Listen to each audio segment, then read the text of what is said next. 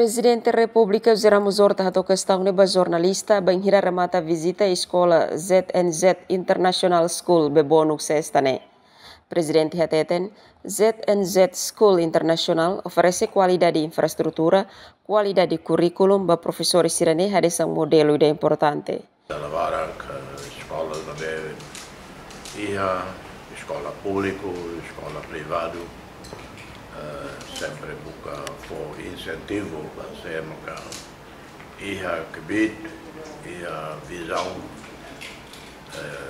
ser privado de investe ser nossa rápido e a escola também qualidade tem que ir qualidade se ela ia qualidade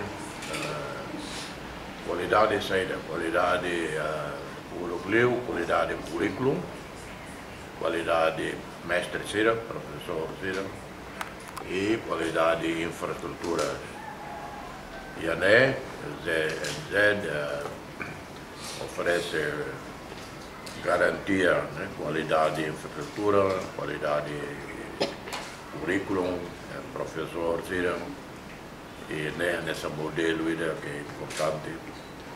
Se festado hatutan, e a escola pública balung diak no qualidade, infraestrutura diak, governo ta orçamento liutan, mas bem dak suficiente.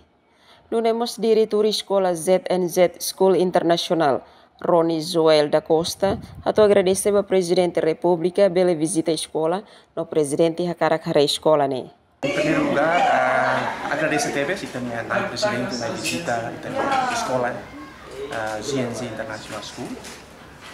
Senhor Presidente, cara hari a escola né, kita hari em 2024, agora aqui na Idana. Senhor Presidente, sinto orgulho TVS. No lugar Timor Leste, kita bele investe e a setor educação, setor que é importante teves, vai ter a tu hari fundação que é meeting vai ter recurso humano na media, a tu responde para necessidade apa mai rua para desenvolvimento itania economia railara biang batinan barak mai. Tane maka fundação que tem hari meeting educação pilar que é importante teves, orgulho teves yang sa Timor Leste itu mau investe e setor educação também. Escola ZNZ ho total estudante atus ida sanuluresin 5. No professores naing ruan nuluresin hitu, composto hose professores estrangeiros sanuluresin rua, maioria hose Filipina. Emerenciana Pinto, STL News.